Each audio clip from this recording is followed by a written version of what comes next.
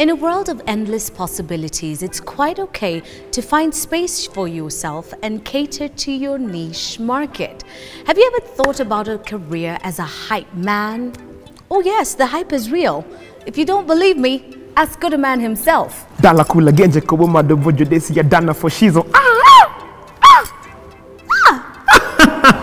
live out loud with the hype man himself next.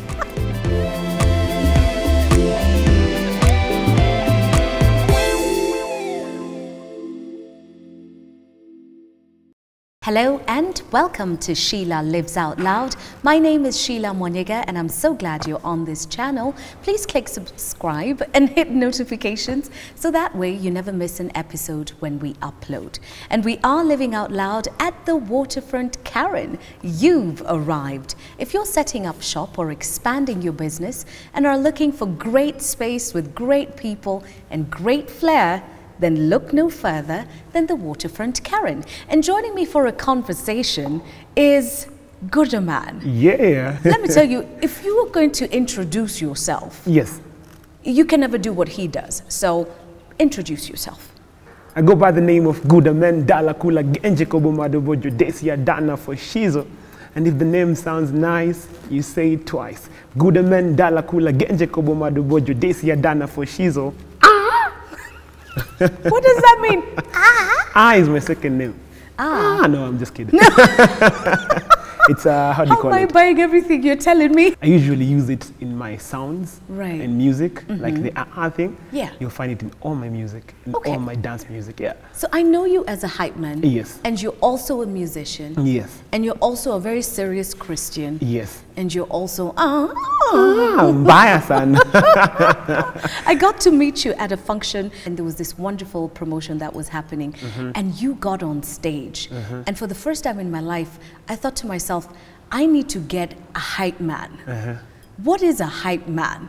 A hype man is someone who brings life into the event, you know, unlike an MC who runs the event, you know. Okay. So your work is basically to hype up people who are dead. Not like dead literally, but you know the audience. Going to take it to a certain cemetery. I know there's a little bit of life that needs to be infused in there. No, but right. Yeah, if the crowd is hyped up, then you don't have to be there. Okay, so there's a big difference between being an MC, and being a hype man. Yeah. And we're living in an age where all kinds of possibilities are in the offing. You can wake up one morning and decide, Mom, Dad, this medical degree. Yes. No. So I'm going to be a hype man. Did you know you were always going to be a hype man? Where did you learn? Who taught you? Are there people that you studied under? Was there a school, college? How does this work? I hope you know people. Some guys were called gospel fathers. Yes, I do. Who doesn't know them? So their mother had a church in Congo. So one day I had them, you know, singing outside their church. And so because we were a group of people, so we went to see what's happening. And then we met them, and then they were like, "Oh, really, you guys? What do you do?" At that time, we called ourselves Wasani because we were a group of 15 guys. So they were like, "Okay, if you guys are Wasanis, then do whatever you know, show us what you can do." And then they gave us the mic, and then we began to sing whatever we were singing. I remember at that time we sang a song called "Njoni Tuingie Kwenye Church." You know, so Njoni Tuingie Kwenye Church at that time. And then they were like, "Oh, you guys are really great. You're supposed to be coming to church every now and then." So one day our pastor, you know, called for a kesha on a Friday night. I remember it was in May 2005. At that kesha, we all got born again, the 15 guys. And then now from there, now we were mentored by Pastor Rosemary Githiomi. We were mentored by gospel fathers at that time. And then there was something, you know, I loved about Samu of Gospel Fathers. He was the short guy with a lot of energy on stage, you know, the guy with a husky voice. And so I was like, okay, one day I want to sing like you, you know. The hype was not there at all, but I loved the energy, you know. And because I was very, you know, loud and everything, so one day there was an event in Kawangware. So the MC didn't show up. And so I was asked if I can step in. So I ended up emceeing and I ended up making people dance. And then people liked the dancing part more than the emceeing part at that time. So, you know, I decided, you know what, okay, I can do music, but when the time comes, I will venture into this thing we're calling MC and hype. So I dropped out of school, in 2006. When you say you dropped out of school, this is high school. Now, the high school, right? Because we didn't have, fees and everything. And then later on, I met DJ Moz of K Crew. So we went for high school mission. So one day he asked me, apart from doing music, what else do you do? I told him about my academic, stuff. And then later on, he told me, what, can you go back to school? I was like, yes, I'll go back to school. So he paid my school fees, wow. And then I went to Nairobi Milimani Secondary School. Big up, shout out to you guys. Wow. And then I cleared in the year 2010. So after I cleared high school, I called Moz again. I told him, what, I'm done with high school. Is there a space for ministry in K Crew? He was like, okay, come. And then now that's when I decided to do now hype. Because there were a lot of artists, like Daddio and Giuliani, MOG, and I couldn't get a space. So I decided, what, if I want to get a space into the van, I need to do something different. You have to have something different. You have to have something you're putting on the table. Yeah, and then I was like, if I'm an MC, I would never be left out. Yeah. But if I'm an artist, there are choices. Leo Guda anakuja, wacha nani akamkesho. So being an MC and hype man helped me to be in all events, in high schools, in campuses, and in all major K Crew concerts, So I decided, what, why don't I just take this thing seriously? Then I decided to be a hype man. So how long has it been being a hype man? In 2011, I began now learning.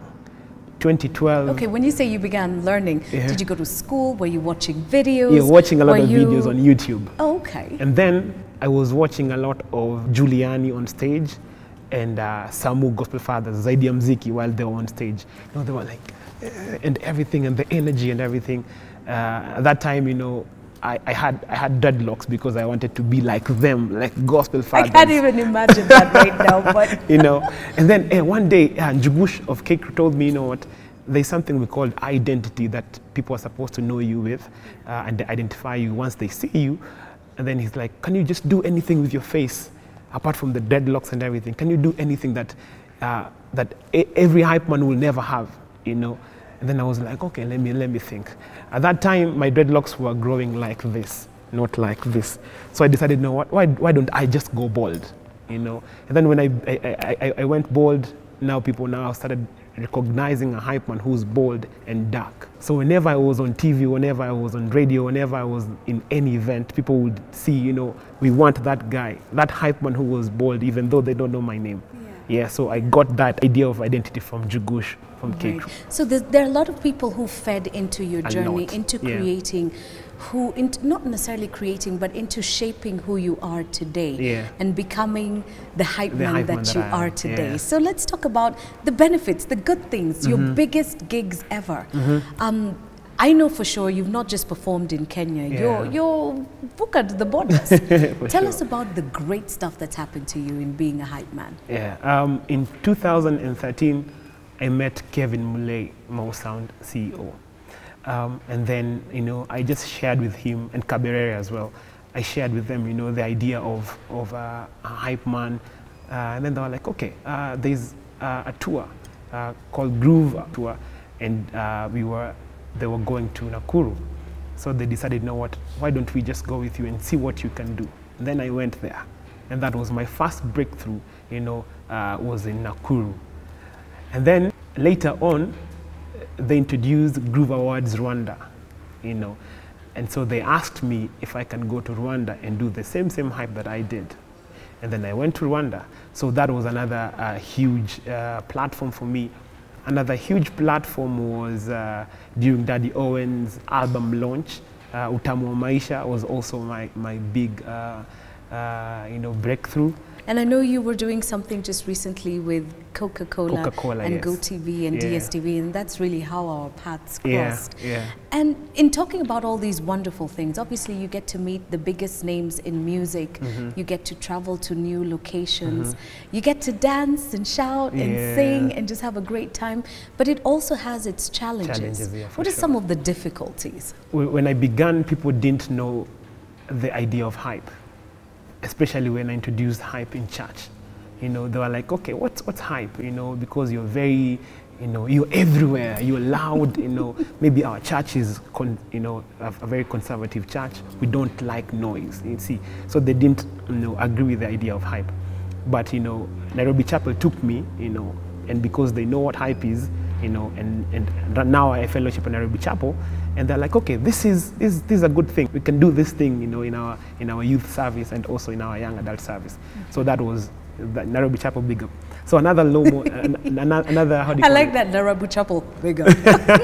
Yeah, another challenge is of course finances, you know, because if you don't have any event, you don't get paid, you know, so you have to finance yourself, especially when people don't believe in your dreams. You're supposed to finance yourself. So also now looking for finances and everything, and because of that, you know, I tried so many things so that I may be able to get money to finance hype. You know, I began doing graphics, you know, which I do till now, playing the guitar, you know, playing keys, now teaching dance, you know, so that I will be able to get money to now finance myself. Okay, so you're really making the most of every single aspect of being a hype man. Yeah. I'm looking at your outfit and I've got to ask, did you design it yourself? No, I didn't design. I just had the idea of kelele. There's something, you know, the Luo call, the Luo, they say kelele is koko. Right. So I wanted to have my koko outfit. You know, my cocoa outfit, my kelele, you know. So I told my friend called Bacteria, you know what, can you just come up with... Your friend's called what? Bacteria. Because it's also everywhere, but big Bacteria.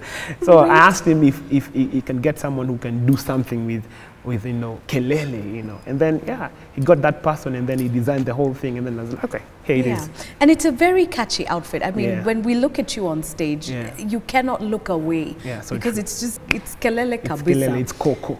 And talking about how far you've come, you're also up for an award. Yes. I mean, who'd have thunk? A few years ago, you know, we nominate musicians, we vote for our favorite singers and actresses, but now there's a category for hype men. Tell us about that nomination. It was introduced earlier this year, the MC/Hype Man of the Year Groove Awards. Alafu, you know, it was a surprise, you know, because it wasn't supposed to be there in the first place. No one in the whole world celebrates MCs and hype men. So when they introduced that category, I was like, you know what, I will die with this. I was very happy when my name was, you know, on the nominee list, you know, and then I got 2 nominations. One for the MC/Hype Man of the Year, and my song ABC Dance being nominated as the best dance song of the year. Now moving away from hype to music, because it's all about finding ways to make ends meet, and music is one of those things. You've recently launched a new song. It's called Ndomboloya Solo, and Ndomboloya Solo actually means King Solomon's dance, because Solomon was the son to David, and we know that David was a dancer. So like father, like son, and blood is thicker, you know. So I decided to come up with the idea, you know, just reading the story of Solomon, being able to write more than 1,000 songs, you know, in his book, and, you know, more than 1,200, you know, proverbs. I'm like, this guy must be a dancer. If he was able to sing like praise songs and fast songs, you know, he could be able to dance. So I just came up with the idea of solo, so I can do Ndomboloya Solo, which is very unique and very different from the rest of my music. Super. We hope you get a nomination as a singer and, you know, Song of the Year, perhaps. Thank you so much. In the next Groove Awards.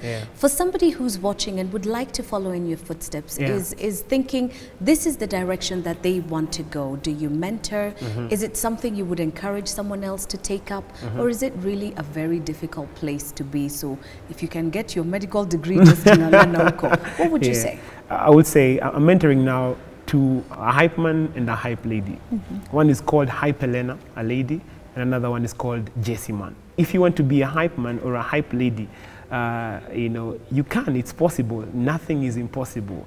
And then the fact that we did it, you can also did it. You can also did it. You can also did it, like they say in Zimbabwe. So yeah, so it's something that I would recommend if you know that you're very, you know, outgoing, you're very courageous on stage, you can talk to a multitude of, you know, crowds and everything. Yeah, then go for it. And if you think you can make people dance and you know that you can dance, you can do it. Yeah, so hype is is the next big thing. Thank you for making the time to You're sit welcome. with us. Thank you for having we me. We wish you all the very best. He is on social media. We are going to share your social media on all of our social media as well. Yeah. But as we wind up at the waterfront, Karen, remember, if you're setting up shop or expanding your business and you're looking for a great space with great flair and great people and just greatness all round, this is it. So to hype us out, tutasema nini, tutafanya nini?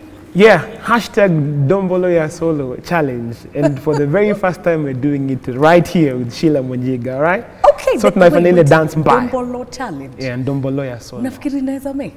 Ni mkali. And it's a very simple dance. Nilipo no kidance mahali, same ni wapi, but when you dance mkali. Alright, so stand up. Alright? So the first move, yes, utaeka mbele, nyuma, and then you rub your hands. So, okay. So it's 1, 2, 3, 4. 1, 2, 3, 4. And then lean to your right, 2, 4, and lean to your left. And the second step, you will go down and you will start solo now. Down and you will solo now. And then 1, 2, 3, 4. 1, 2, 3, 4. Yeah, Dombolo Ya Solo. Bring it. I can do in this. 3, 2, 1, 3. Dombolo Ya Solo. Piga Dombolo Ya Solo. Piga Dombolo. Piga Dombolo. Right. Tena Dombolo Ya Solo. Piga Stop laughing at me. Got to see. Dombolo Ya Solo. Piga Dombolo. Hey, Piga Dombolo. Yeah. Right. I got it. I got it. Mukale. I love Utana. Live out loud Yeah. in everything you do. Dombolo. Dombolo Ya Solo. Boom!